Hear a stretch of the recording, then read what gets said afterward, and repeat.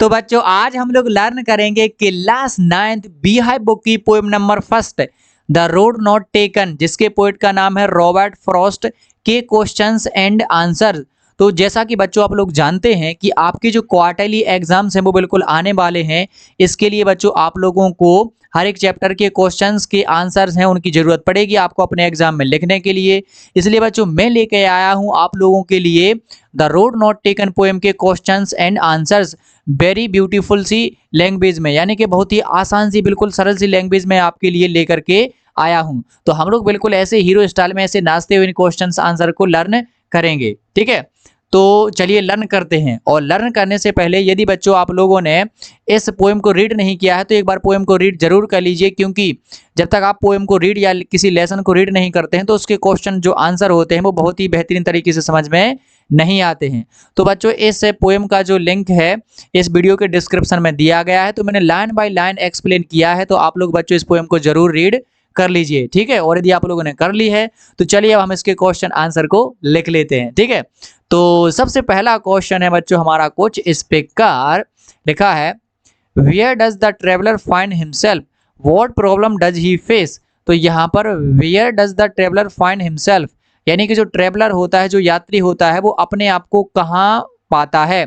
What problem does he face, और वो कौन सी प्रॉब्लम को फेस करता है, कौन सी समस्या को फेस करता है, ठीक है। तो इसका आंसर है बच्चों कुछ इस प्रकार, the traveller find himself at a point where two roads diverge.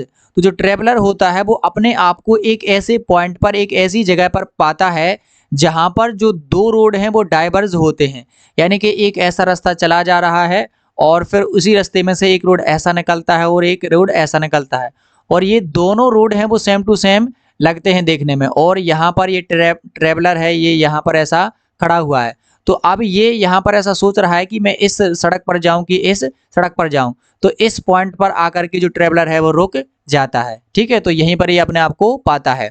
तो एक बार आंसर को फिर से देखिए, मैं हर एक पॉइंट को और एक हर लाइन को अच्छे से समझा रहा हूं ताकि आप लोगों को यहीं बिल्कुल सुनते सुनते याद हो जाए, ठीक है। और आप अपनी पेन और कॉपी जरूर लेके आइए ताकि आप लोग उसको नोट कर लें और फिर बढ़िया अच्छे तरीके से उसको और अच्छे से याद कर लें, ठीक है। तो एक बार फिर से पढ़ते हैं, the traveller finds himself at a point where two roads diverge, यानी कि जो ट्रेवलर है वो अपने आप को ऐसी जगह पर पाता है, ऐसे पॉइंट पर पाता है जहां से दो रोड हैं वो ऐसे निकलते हैं, ठीक है।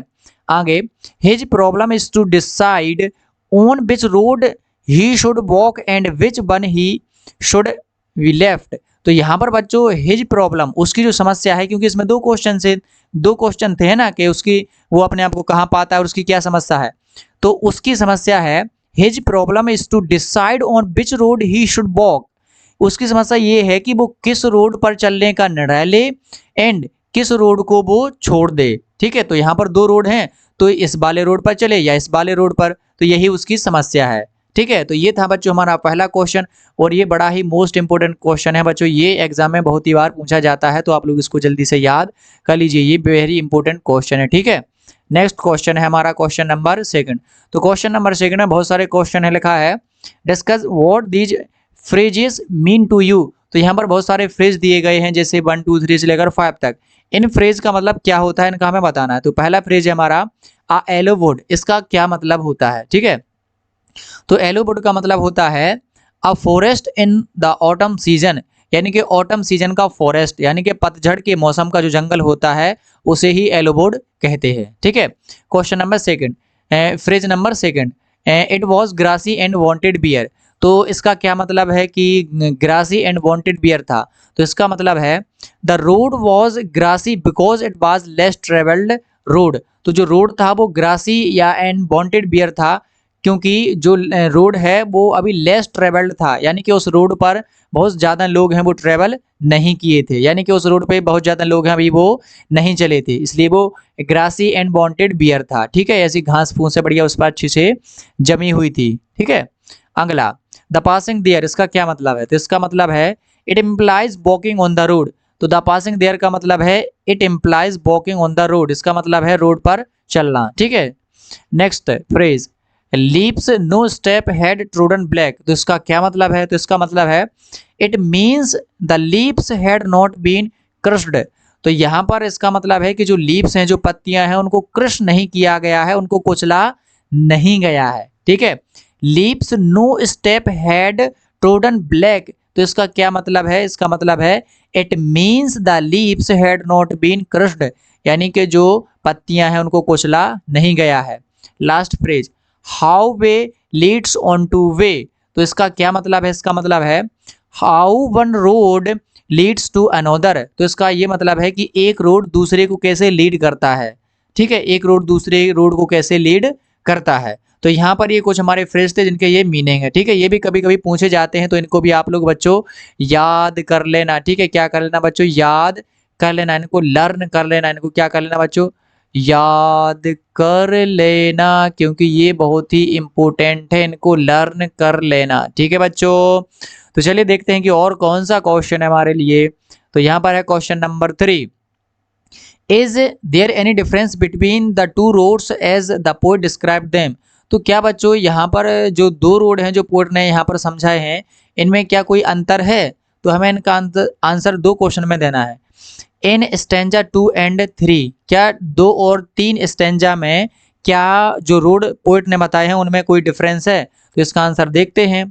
There is no difference between the roads in stanza 2 and 3, तो इनमें कोई भी डिफरेंस नहीं है, कोई भी अंतर नहीं है जिन रोडों का जिक्र बच्चों पोएट ने स्टेंजा नंबर 2 और स्टेंजा नंबर 3 में किया है।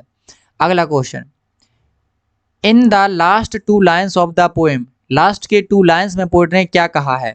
तो इसका आंसर है बच्चों, in the last 2 lines of the poem the poet tells that the road he opted for is less travelled, तो यहाँ पर बच्चों जो लास्ट की जो 2 लाइन्स है उनमें पोएट कहता है कि उसने उसी रोड को ऑप्ट किया, उसी रोड को चूज किया, ऑप्ट मतलब होता है चुनना, तो उसी रोड को उसने चूज किया, उसी रोड पर वो चला जो लेस ट्रेवल्ड था, यानी कि जो कम चला हुआ था।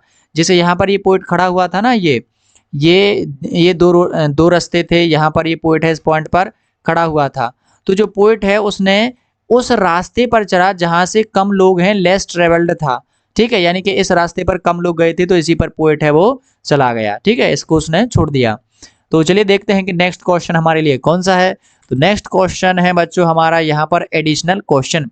तो इसके बच्चों क्वेश्चन नंबर 4 के भी हैं, लेकिन वो उतने ज़्यादा इंपॉर्टेंट नहीं है, वो आप लोग खुद से कर सकते हैं। ठीक है, उनको आपको खुद से सॉल्व करना है, इसलिए मैं अपने थॉट्स के अनुसार उसको नहीं लिख सकता, इसलिए आपको उसको सॉल्व करना है। और यहाँ पर एडिशनल क्वेश्चन में मैंने केवल 1 क्वेश्चन लिया है जो कि वेरी मोस्ट इंपॉर्टेंट है। ठीक है, मोस्ट इंपॉर्टेंट क्वेश्चन ये बच्चों 3 मार्क्स में पूछा जाता है आपके पेपर में। ठीक है, तो आपको बिल्कुल अच्छे से इसको याद करना है।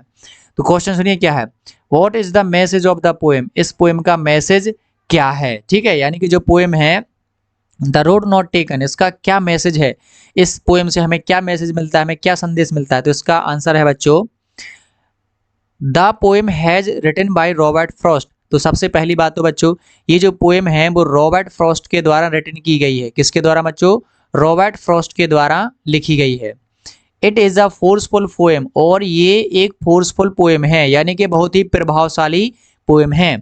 The poet wishes to say that choices should be made carefully and thoughtfully because we can never go back to change our mistakes. तो यहाँ पर बच्चों जो पोएट हैं वो हमें कहते हैं, द पोएट विशेस, तो पोएट है वो उसकी इच्छा है या वो हमसे कहता है कि जो चॉइसेस होती हैं, यानी कि जो हम निर्णय लेते हैं कि हमें लाइफ में क्या करना है क्या नहीं करना है, तो जो हमारी लाइफ में जो चॉइसेस होती हैं उनको हमें बड़ी ही केयरफुल्ली और बड़ी ही थॉटफुल्ली, यानी कि बड़ी ही सावधानी से और बड़ी ही सोच समझ के करना चाहिए।